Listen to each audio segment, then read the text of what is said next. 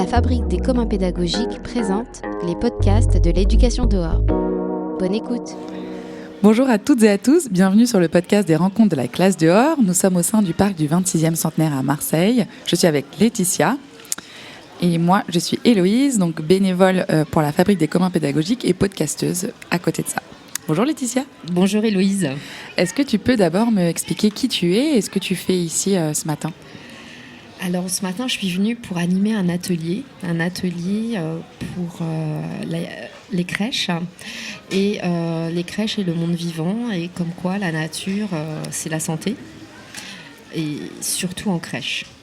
Donc toi, tu travailles en crèche ? Moi, je travaille en crèche, je suis directrice de crèche ou coordinatrice, tout dépend des projets et des contrats que j'ai.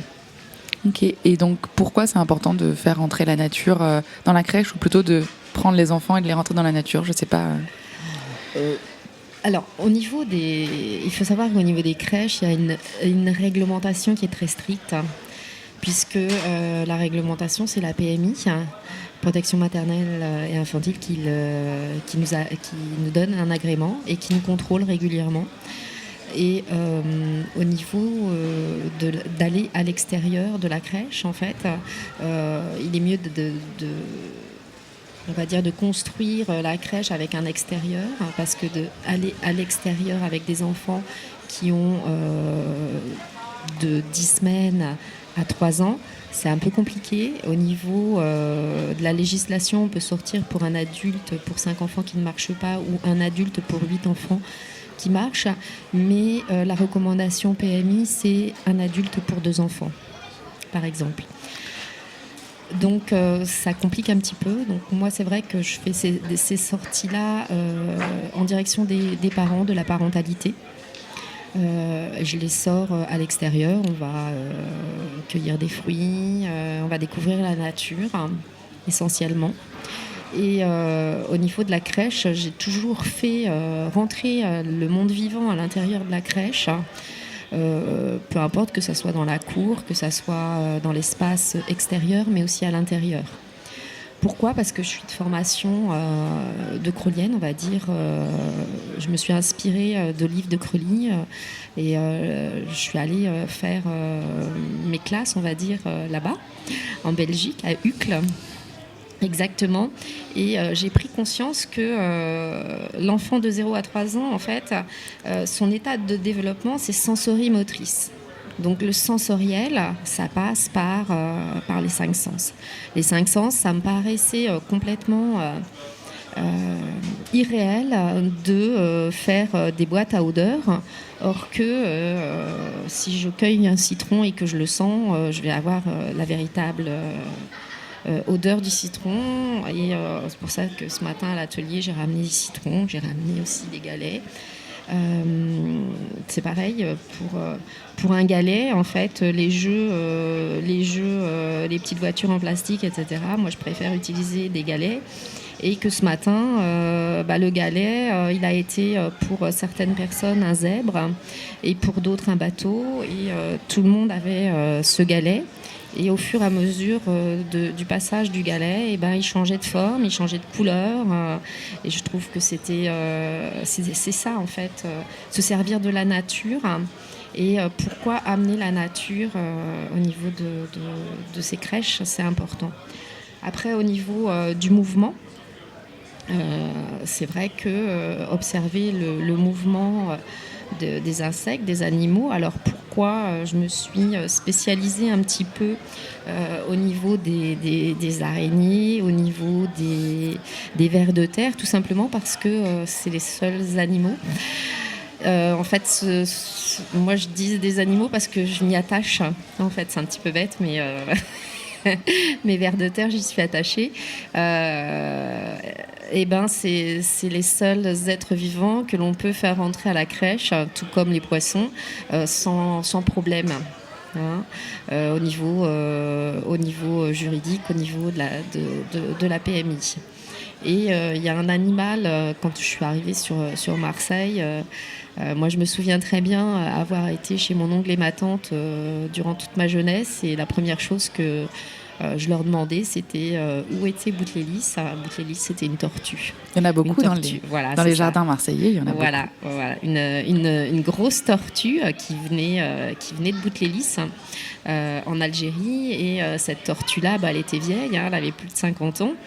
Et c'est vrai que c'était toujours, j'allais chez mon oncle et ma tante, mais c'était surtout Boutelélis.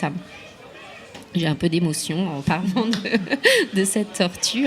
Et là, en début d'hiver, j'ai ma petite nièce qui m'a dit Laetitia, j'ai un cadeau à te faire. J'ai mes tortues qui ont fait des bébés tortues et je t'en donne une.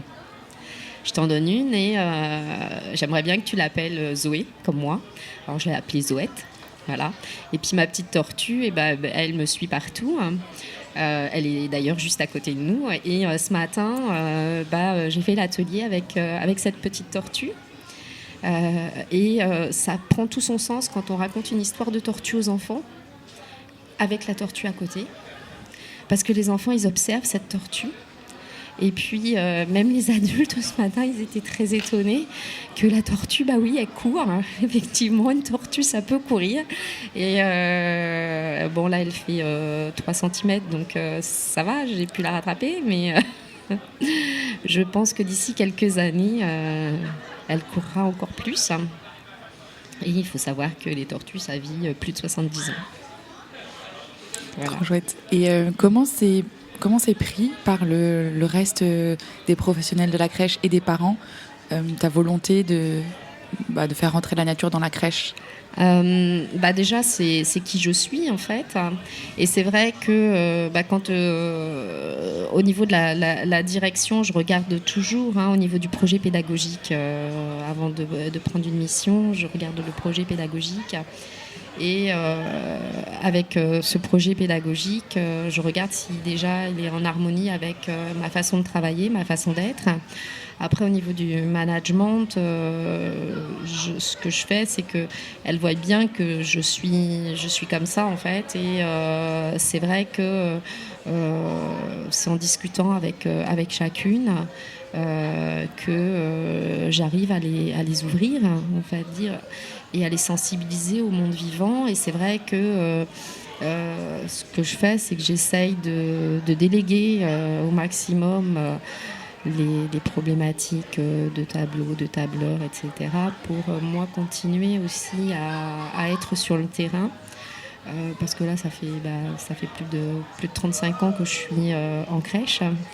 Donc, elles sont toujours curieuses de me voir arriver avec mes boîtes, mes animaux, etc. Et c'est vrai que quand elles me voient animer, en fait, avec les enfants ou parmi les enfants, après, c'est du mimétisme. Et puis, elles se rendent compte, un enfant, ça ment pas. Un enfant, c'est vrai. Et elle voit bien que tout ce que je dis, c'est du vrai, quoi, et que l'enfant va très bien. Et d'ailleurs, il y a une période pour beaucoup de personnes qui ont été très, très difficiles, mais pour moi, qui m'a aidée dans ma démarche, c'est le Covid. On peut en parler, puisque au niveau des crèches, il fallait être un maximum dehors. Pour se protéger les enfants. Et c'était une période où, surtout en pré, on n'avait pas de masques, puisque les masques, il n'y en avait plus, on n'en trouvait nulle part. Donc on nous a dit surtout, restez au maximum dehors, ouvrez les fenêtres, la clim interdit, les ventilos interdits, allez dehors au maximum. Et c'est vrai que pendant cette période-là, moi je me suis sentie super bien. Parce que ça avait du sens. Et puis après, bien entendu, au niveau des collègues, j'ai même pas eu besoin de leur dire on va dehors, quoi. C'était une nécessité. Et c'est vrai que quand on discutait ensemble pendant nos réunions, on était beaucoup plus apaisés. Et cette année-là, je n'ai eu aucun enfant malade, ni au niveau professionnel, je n'ai eu aucune professionnelle malade. Et vous n'avez pas réussi à répliquer ça post-Covid?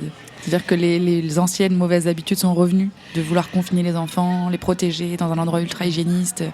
Alors c'est vrai que effectivement, on va dire qu'en ce moment, pendant plus de 30 ans, j'ai travaillé dans une même crèche. Et là maintenant, pour un choix, je fais que des contrats en CDD de courte durée, remplacement en congé maternité ou des remplacements de courte durée. Donc j'ai pas vu après post-Covid. Je pourrais très bien retourner dans cette crèche-là et leur demander ce qui est resté. Et c'est vrai que vous me donnez une très bonne idée. Je vais y retourner. c'est du côté de Rognac, donc pas très loin d'ici. Et je me demandais, une fois, vu que vous faites des contrats dans différentes crèches, est-ce qu'une fois que les autres professionnels vous ont vu faire vos ateliers avec la nature, est-ce que ça donne envie? Est-ce qu'ils ou elles reproduisent? Comment ça se passe après? Parce que les freins, là, ils sont plutôt du côté des adultes.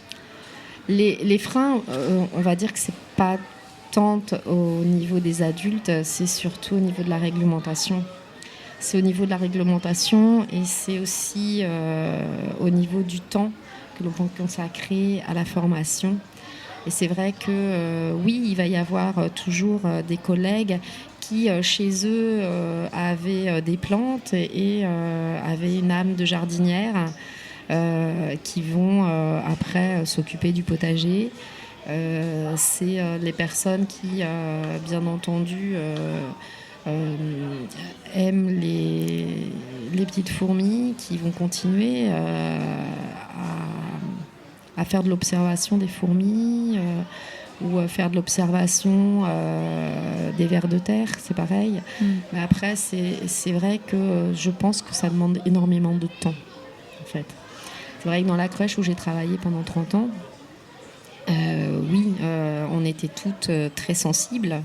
Et c'est vrai qu'au fur et à mesure, tout le monde faisait ses ateliers du monde vivant, en fait. Et on avait le poisson rouge, on avait les fourmis, les araignées, les vers de terre.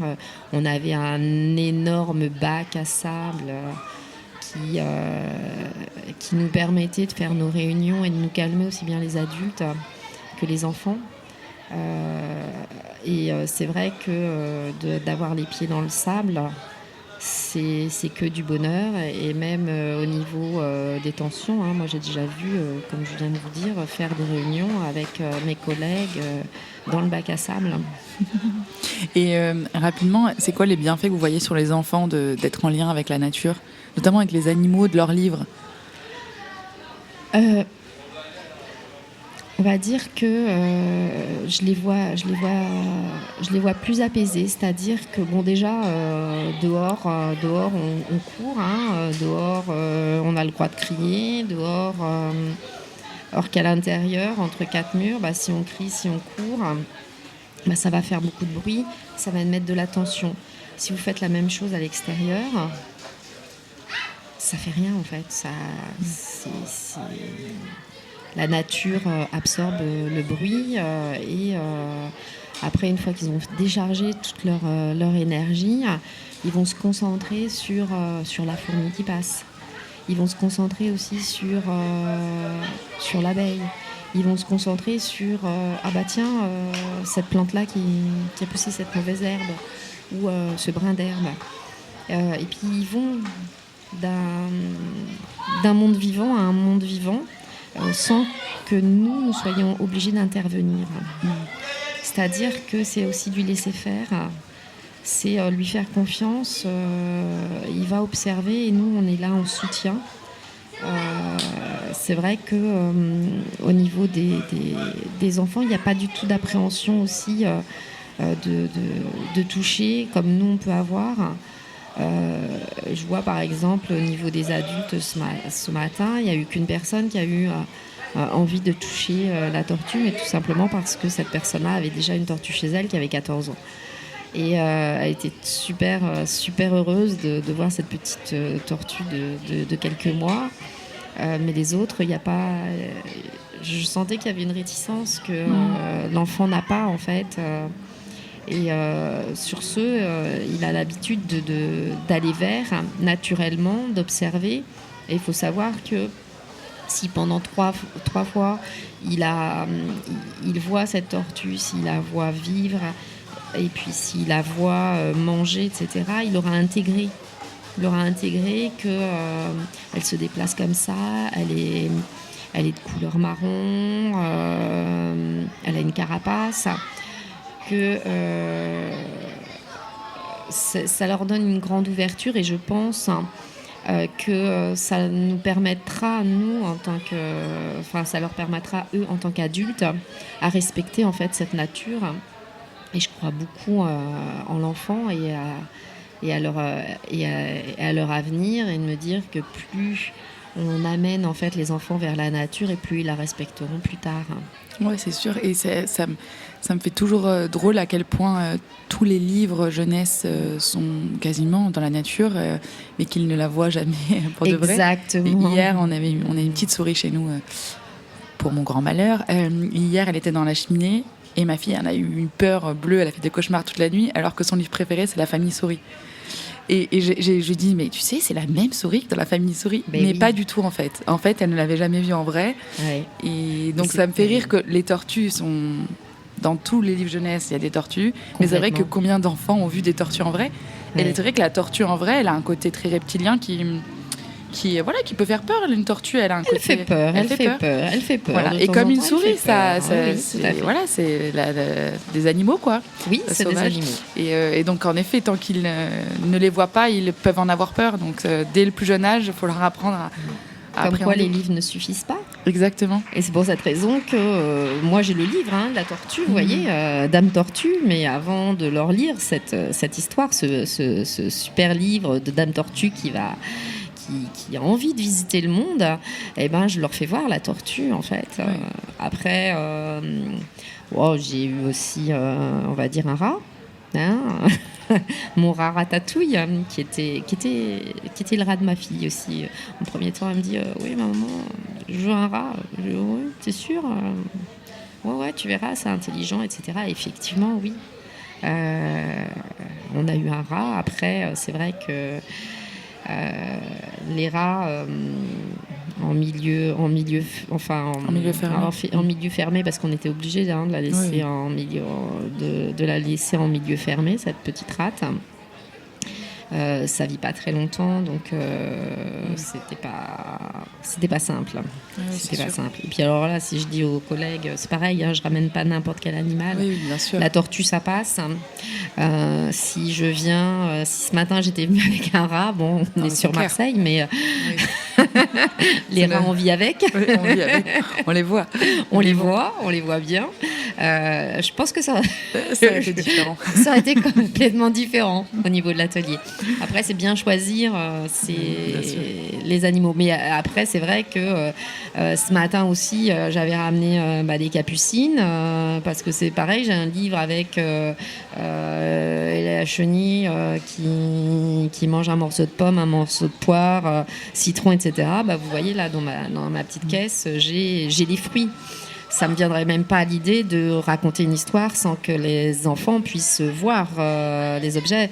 Et en tout cas, une première fois, je l'ai fait 3 fois. Ça rejoint De Crowley le fait d'avoir l'imaginaire, mais un imaginaire aussi qui est sensible. Oui. Qu'on a expérimenté dans un premier temps. Exactement. En fait. Et l'expérimentation avec les neurosciences, on sait très bien qu'il faut expérimenter 3 fois avant que ça rentre à l'intérieur. L'odeur du citron, etc. Donc je fais très attention aussi que 3 fois, je vais avoir ces objets-là pendant 3 fois.